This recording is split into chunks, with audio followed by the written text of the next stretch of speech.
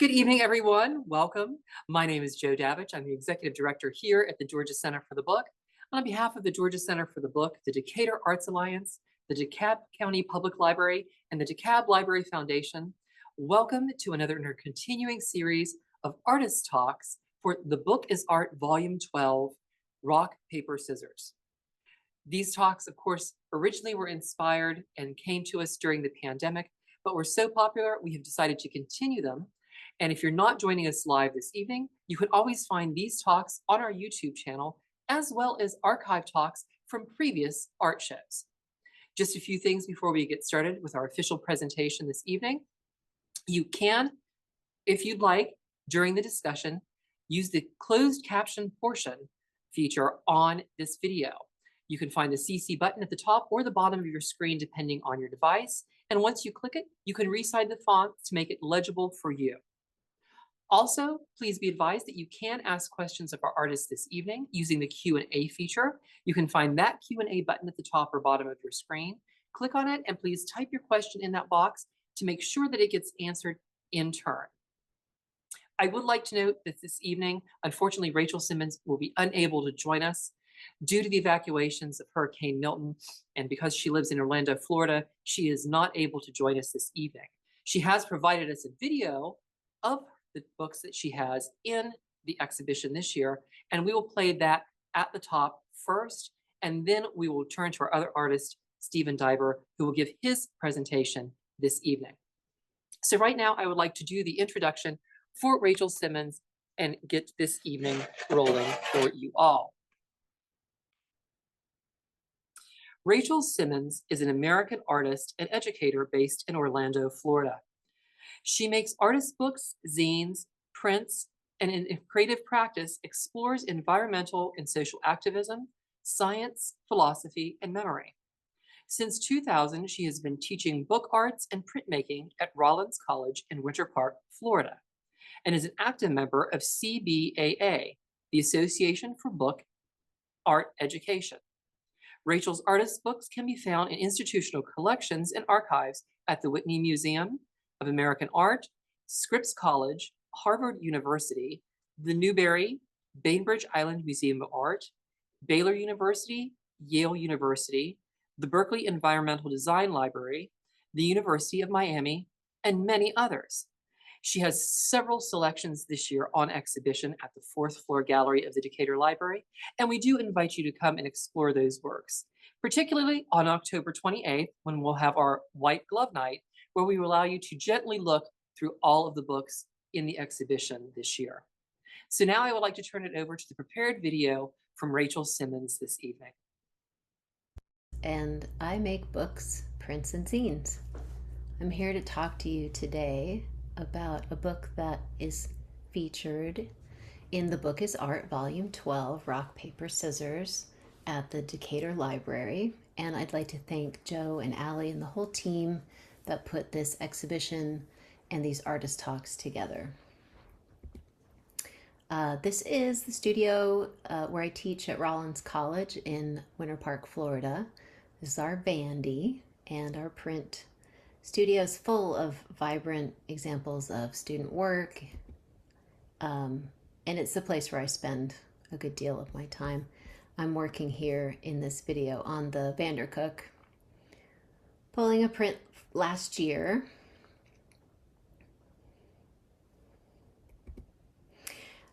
So this book was also partially printed on that press.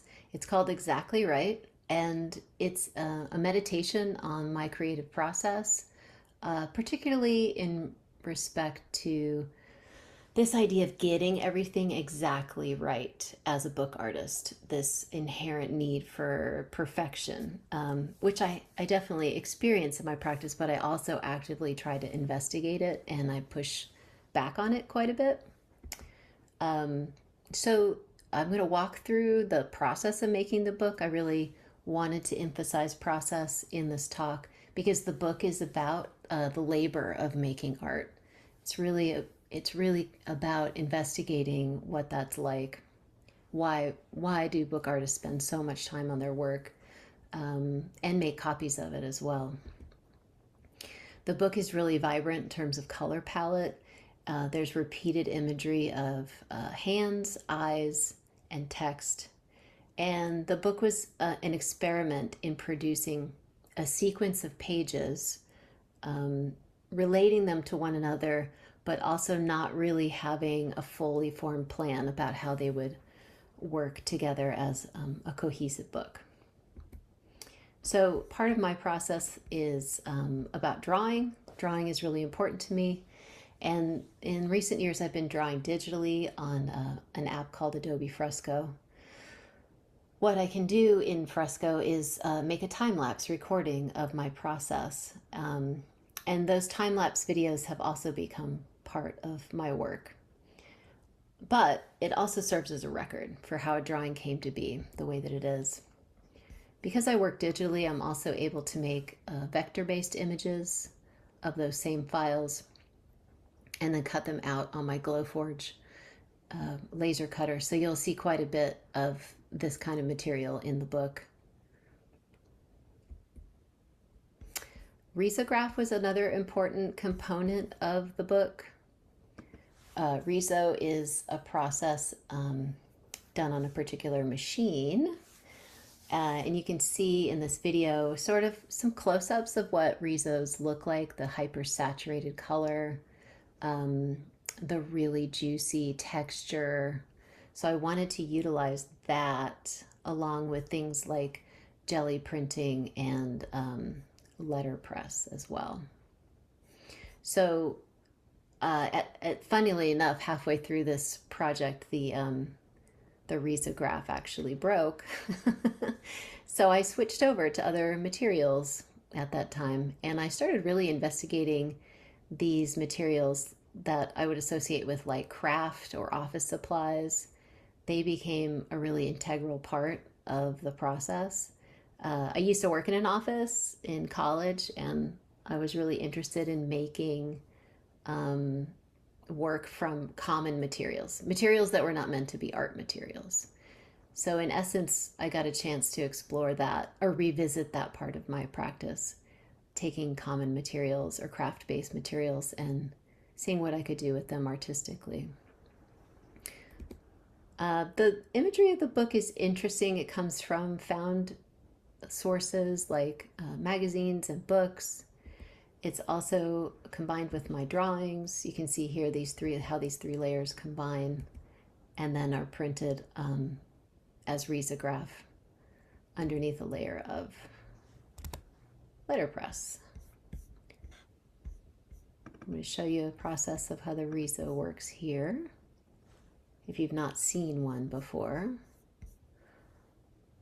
It's a stencil duplicator, so it's exactly like screen printing. It's just that there's a machine doing the printing.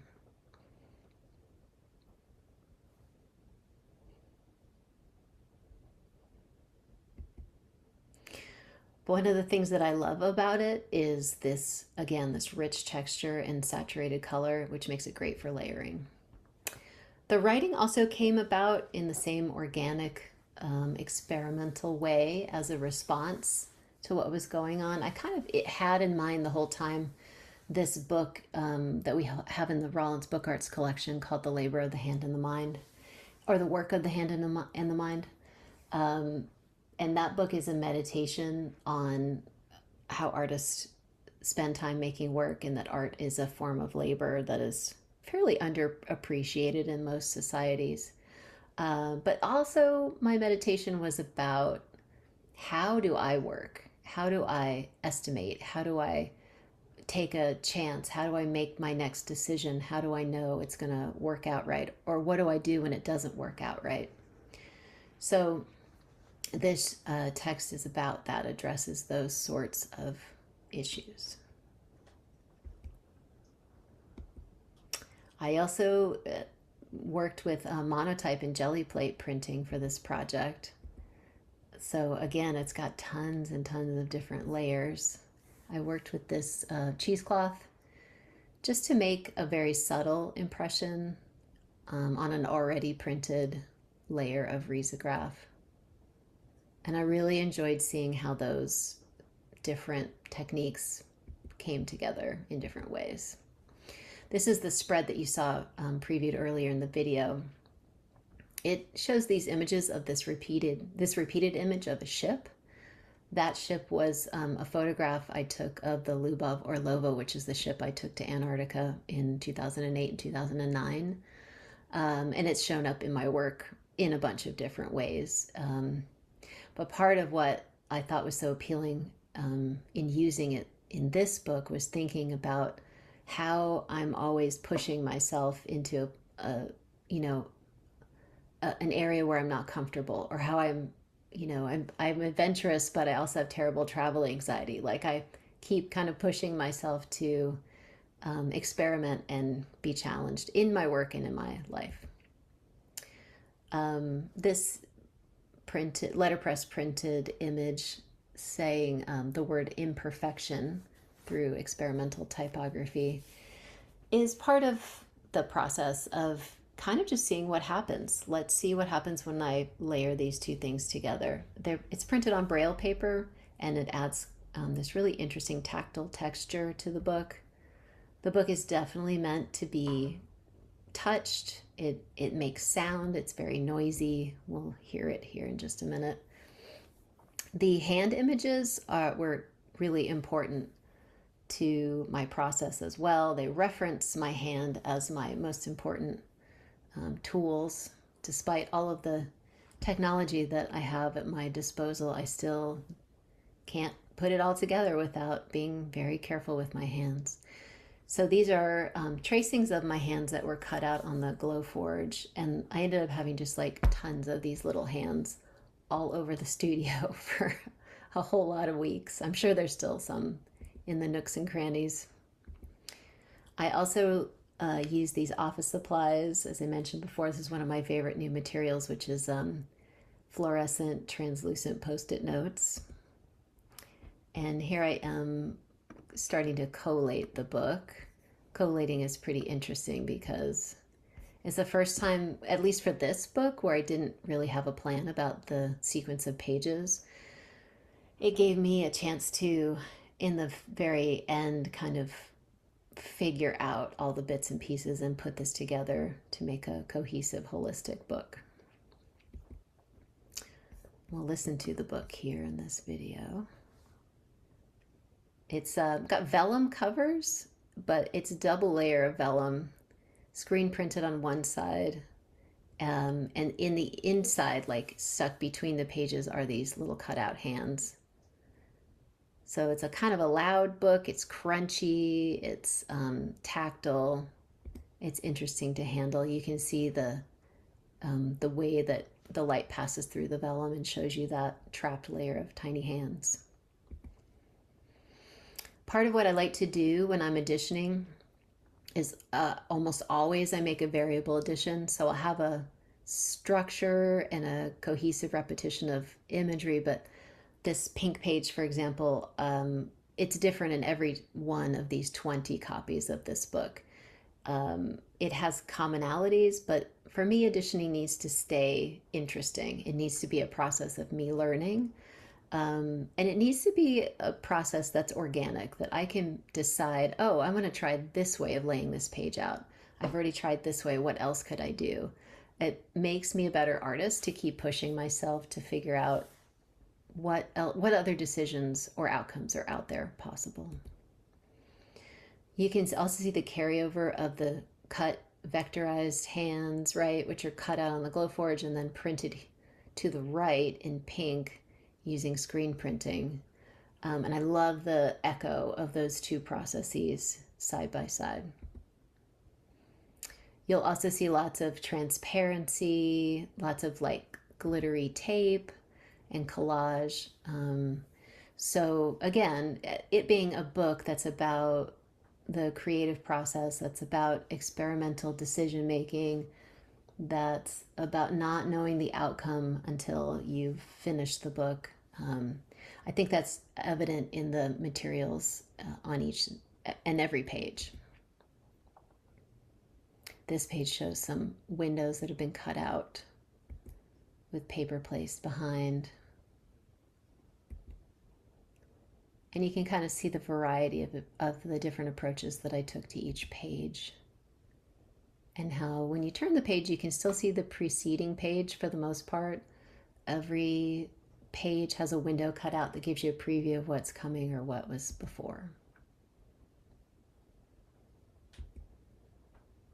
This page, the right play, print, win, cut loose, stab, cry, glue, curse, fold, flow, bind, plead, sow, hope, is a kind of distillation of the book arts process for me. It's about these moments of joy and then these moments of frustration or defeat, and then just this kind of coming back from those moments and finding hope in the process.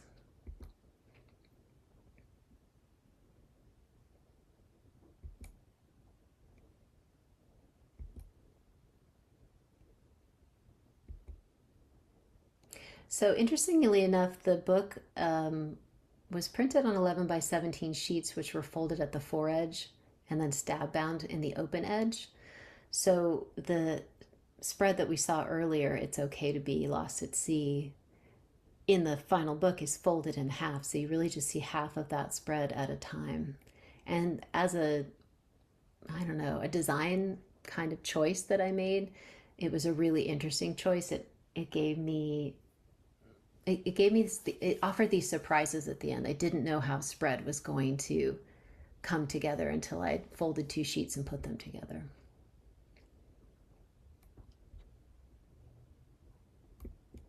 And they also the process offered me a lot of room for experimentation, for really making decisions even up until the book was bound. I could still go in and make changes and open windows, add collage. So there are 20 copies of the book. It's recently been acquired by the Whitney Museum of American Art, the Pennsylvania University, and the University of Miami.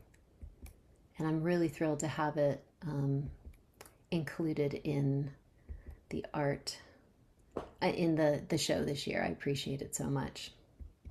There's the back cover. Thank you. Please let me know if you have questions. You can reach out to me anytime. I'm sorry I couldn't join you today, but there is a hurricane coming pretty much right now. I'm trying to finish this video so I can upload it before before I might lose power. Everybody stay safe and be well. Well, I can say that we are truly thankful that Rachel took the time to make that video despite the ongoing intense weather patterns that we are seeing in Florida and have seen in Florida, even with Hurricane Helene. And as Rachel mentioned, the book was recently purchased by the Whitney Museum and the University of Miami. I'm also very, very pleased today that SCAD has purchased the copy that's on display here at the Decatur Library for their student learning library at SCAD. And we hope it will be put to very, very good use in the coming years. Now I would like to introduce our next guest so he can begin his presentation. In 2003, Steve Daiber's wife asked if he wanted to take their daughter out of the 4th grade to live in Havana, Cuba for a year. That trip changed his family, and they have returned to Havana yearly for 2 decades. Steve has collaborated with Cuban printmakers, taught book arts gratis, and much more. Living in Massachusetts, where the forest envelops his tent studio, he mucks about with paper and ink with an ear to the world news while exploring environmental and political narratives to share. His observations are honed from wonder and awe, tempered with the realities of roadkill amphibians crossing to the neighboring wetland. So right now we would like to bring Steve Daiber on to talk about his book that's in the exhibition, Spring in the Time of Roe Shootings. Steve? Hi, all. Let me pull up a video to share. I'm in Colorado. Usually I'm in Massachusetts. The sun is shining through my daughter's house. I'm doing a dad project out here. So I've been a little discombobulated.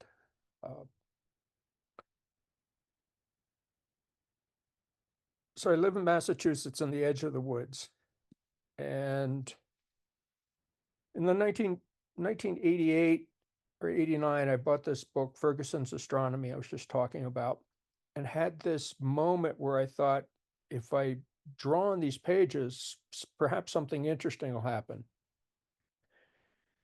And at that time, that book cost me $200, which was a pretty intense purchase, the most expensive book I'd ever bought. And it became a precious object.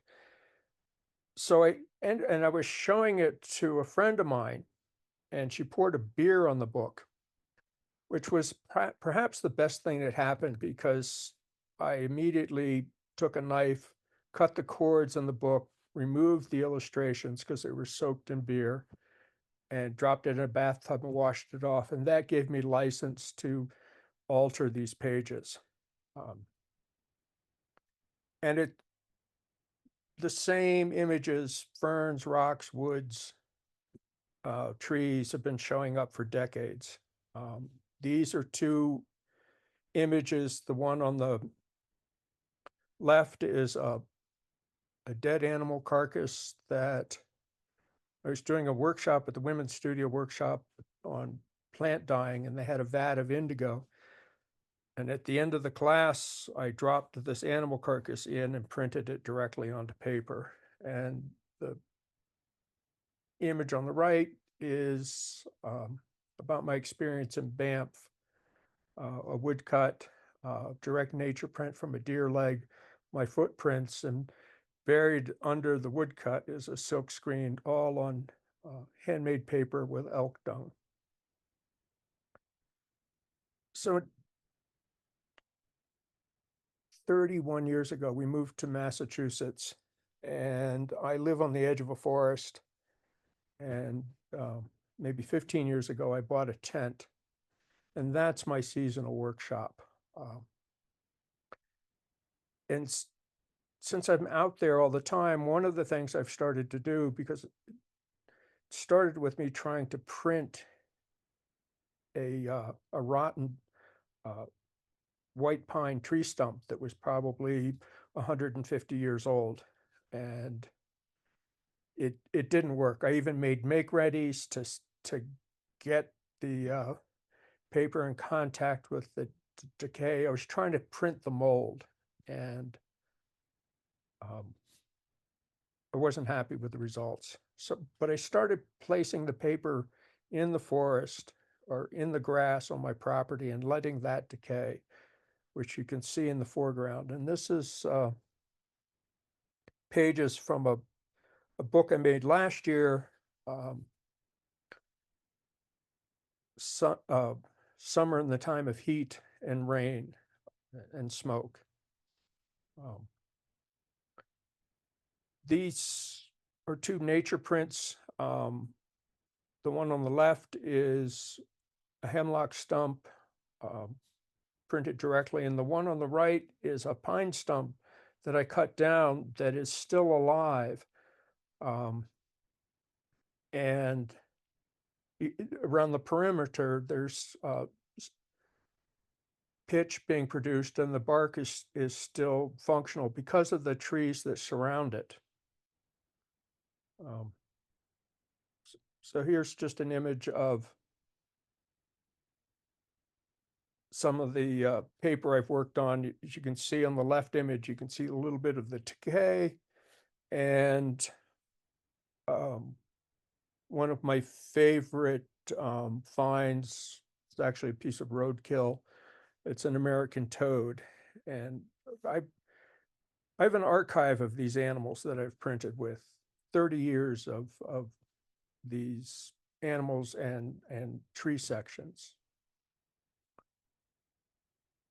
This is a branch from an American chestnut. And what's important about the American chestnut was it was the primary tree in our forest until the 1920s, when the blight came.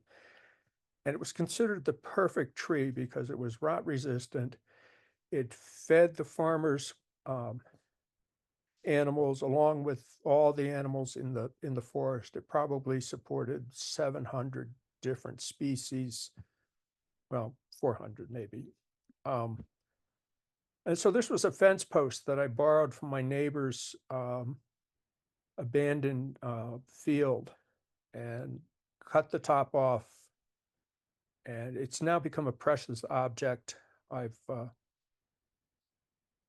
painted it with water-resistant material and store it out of the weather.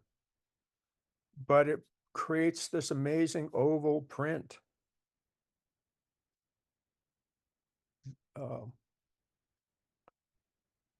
This is another part of my studio. These are images from a black walnut tree that's on the land, on the property behind me. They were cut down. I was able to count the tree rings as best as possible, and it was 150 years old, more or less. So it was a seedling planted by the farmer just about the time of the Civil War, I'm guessing. So there's an immense amount of history that's happening here. So this is the book that's in the exhibition. And I started making these series of books. The first one was Winter in the Time of Roe, because I'm in this bucolic environment, and yet I do pay attention to what's happening outside my little forested world. And the second book, Spring in the Time of Roe and Shootings, there was the Supreme Court had just changed women's reproductive rights, sort of tossed out decades of abortion rights, and there was another bunch of gun deaths. So using dried plants and oversaturating them and printing them upside down over the negative impressions of the plants printed vertically with another hemlock plant. And the paper on the right was, I think, 3 or 4 weeks on my lawn, covered in logs. And this is the book I made last year, Summer Time of Heat and Rain and Smoke. Again, using the black walnut and my picnic table, which is slowly decaying.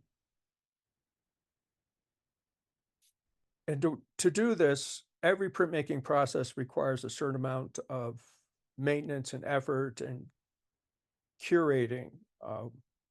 And this is for an individual print, and we weren't getting enough rain, and I needed to keep the paper damp. As you can see, it's mounted on a wildlife camera, and it also gets other supervision. So this is, I had a oak stump in the center of this to create a negative space, and the print is on the right with a direct print from the oak stump. And I never know what I'm going to find as an experience as I walk around. I'm going to have to change there we go. That's a little bit better. There's a lot of sunlight coming through these windows. So roadkill, I've started becoming fascinated in that because it's the largest killing of all animals globally. And sometime in the 90s, our library had a big sale, and I created a book wall. Because we're in New England, there's stone walls everywhere, but my property doesn't have one. So I wanted my own book wall. And you never know what you find. And sometimes I find bears in the woods. And that's it. So how do okay, hit stop share. Okay. Excellent. Thank you so very much, Steve. Um, and I think we are on gallery view now, so we can have our chat this evening. Once again, if you all have any questions, do feel free to put those in the Q&A. That way I can keep track of them and ask Steve as they come in. I do think, since Rachel isn't here and doesn't have the opportunity for questions, I do think there is a little bit of commonality between both of your work, and seeing one of her pages kind of encapsulates book arts, at least in my mind.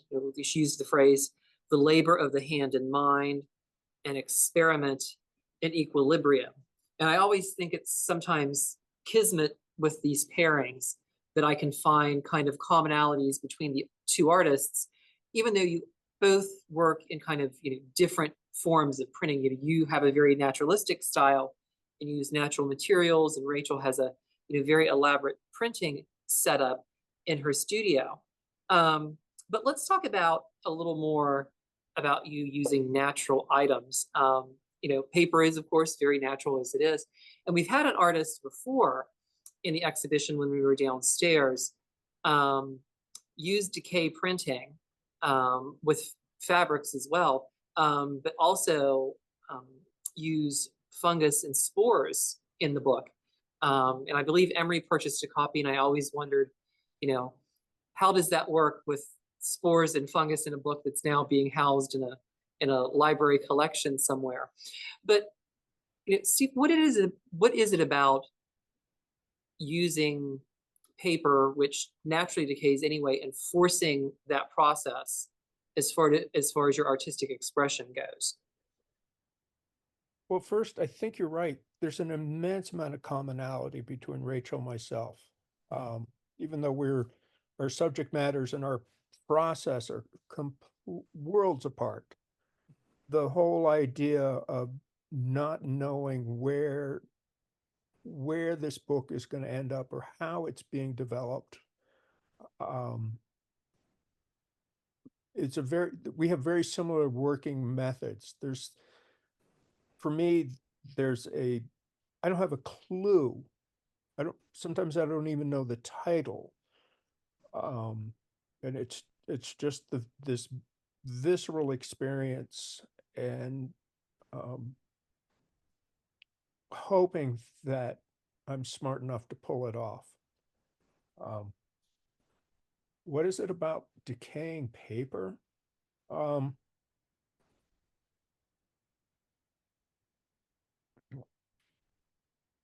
Well, I guess I've always been fascinated with death and dying. Ever since I was 6 years old, when my mother took me to see the casket, or choose the casket that my grandfather was going to be interned in. That's always a memory that's haunted me. And I come from a family of biologists.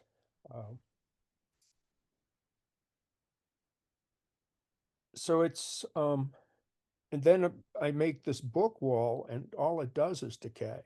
I mean, the original part of that wall is now just compost. It's gone. It was also the state legislative record of Massachusetts, 40 years. So that was, there was some certain irony about putting that into the woods.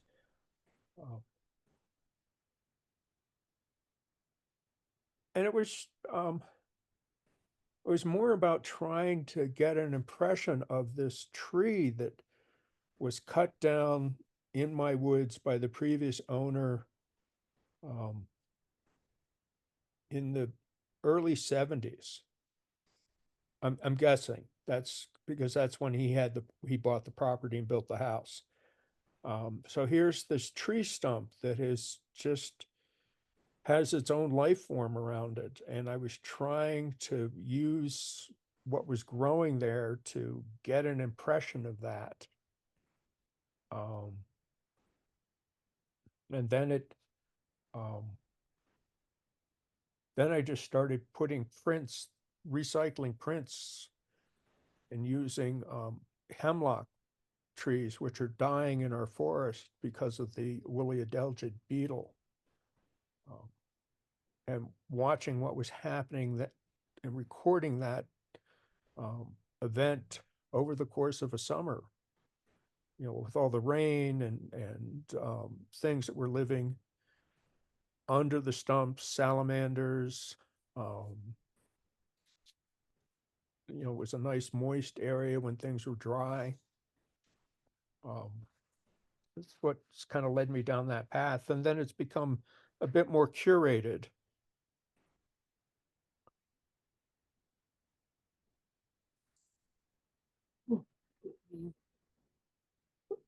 So while you're talking about, these particular trees, you did reference sort of one stump from your neighbor's yard, and it's like a precious object,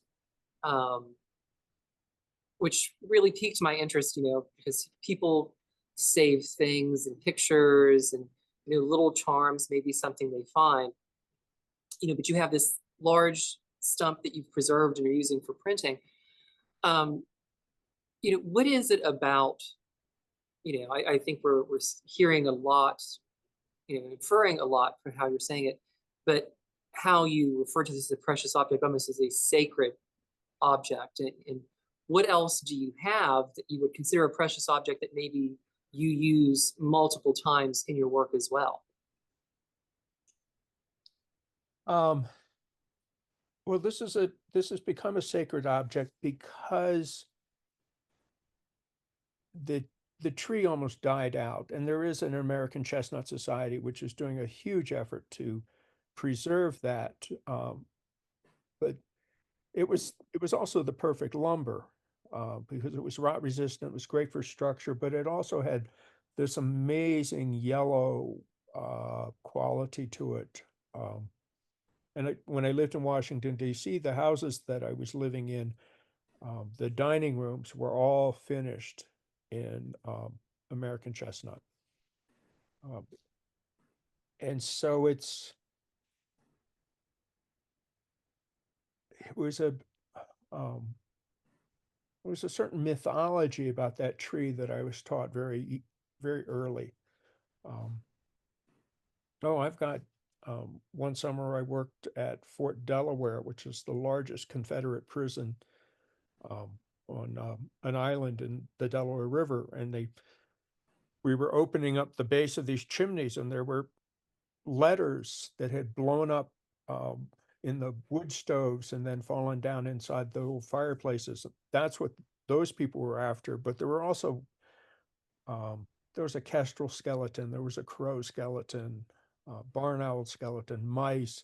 So I'm saving those. I mean, that was in 1980. I still have those. I've got sections of trees. I don't know if I'll carry those to the next location. But that little, for example, that little American toad, it's becoming it's showed up now in a couple of my prints. Again, it was just this squash thing on the road. And I have a cabinet of curiosities. Wonderful. There's several authors that have written fiction books, deal with cabinets of curiosities and things like that. And it's just wonderful that people are still curating their own personal ones as well. Going back to Rachel's talk too, and I think it applies to you as well. She talked about the freedom to make decisions, and even though she had those pieces planned, collating them, there was no particular plan or order to collate, the copies of her book. So in the freedom to make decisions and using the natural objects that you use, what do you do? How much freedom do you allow yourself once you start going down a certain path with a book? And have you ever gotten to a point where you're, pardon the pun, stumped and then have to choose another path, or, have you maybe started a project and, abandon it, or do you always work through your projects somehow to try and maybe work out the kinks or the problems? Oh, I've got dozens. I mean, I've got a series of prints from the 90s that I held on to, and they ended up becoming the foundation for a book, a collaboration with a friend of mine, Hanoi Perez, who is from Cuba, visiting us, and I realized I had 50 sheets of Dieudonné paper that I had started printing on and had saved them for 30 years. I've more recently I was at Hovenweep, which is in Utah. There's a whole section of western Colorado and Utah where it's the largest collection of archaeological sites in North America. And I'm trying to print that experience, and I had to put it aside, and that was a year and a half ago, and it's sort of nagging at me. I've got another, yes, and sometimes I have so here's this seasonal series, and so I work through that because I've got a theme in mind and I can kind of see it, but some of these other projects just aren't working. And I've asked this before when we do these artist talks. One of our artists last week, she is doing a book creation challenge that started off as sort of like an Instagram printing challenge that, she's challenged herself to do a certain number of books a year. Some folks enter competitions where they're restricted by size. Does that sometimes help you to focus your ideas down, or do you like to paint with a much broader brush and see what comes about? Oh, I've a much broader brush. The idea of making X number of books in a year will shoot me in the head. Well, you are keeping it seasonal, so you at least have 4 in your series. Keeping it seasonal. 3. The 4th one is fall, and because I've done winter, spring, summer, and wow, this fall is pretty interesting. Yeah, it is. It is. What is the Chinese proverb? May you live in interesting times. Yes. So are you going to wait till the end of fall to do the fall book? Or are we already started working on that one? Oh no, I'm in Colorado doing my dad project, which is my daughter and her partner just bought a true fixer upper house. And that's where I am at the moment, in the middle of this. It's a 100-year-old log cabin, and I'm here to help do a few projects. Steve, I see a lot of log themes with you and your family. Just, an observation as we're chatting here. See that logs are very prevalent in all of your lives. Real quick, as we're coming close to 8, and I know unfortunately we had one of our artists drop out, or we may be talking a little more. And you've submitted before, and we know you're working on fall, but what other than nature, what are your inspirations? Especially for spring at the time of year was so political. And I know folks like to say that, art is always political and things like that. Do you ever maybe in your inspiration and in your process have to really step back? Do you let it just go? And it becomes what it becomes, and then you just let it out there for people to digest themselves? Well, my whole other body of work is 20 some odd years of visiting Cuba. And printing there. And that's a completely different palette in so many different ways, color wise. Socially, I'm in a city, semi-tropical, or, from being in New England, it's tropical, it's hot. And there, it's the politics of between the US and Cuba. It's the stories that my Cuban friends are telling me. It's what I'm seeing after visiting. It's the process of printing there, which is sometimes incredibly toxic.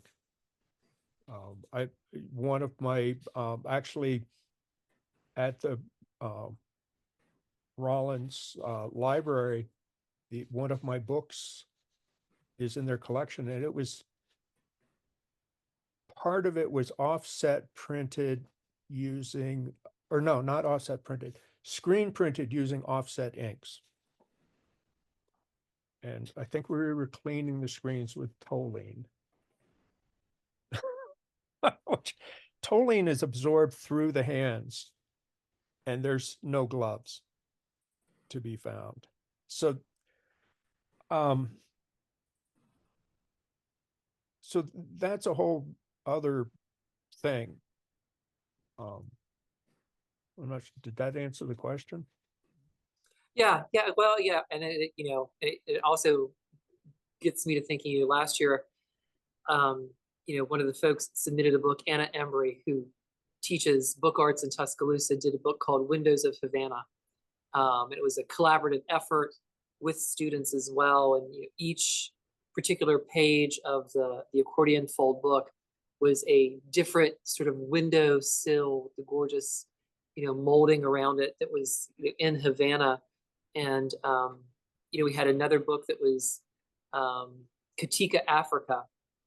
That was a collaborative effort both with women in a village in Africa, and the lengths they had to go to make the paper to print the book on, and then to hand set all of the letter to print the book was just astounding. And yet we have these two amazing books that came out of this in almost adverse kind of conditions like you see in Cuba as well, where right. Unfortunately also there are biological hazards that we have in place, protections in place here that artists in other places don't have as well, and you're just exposed to these things.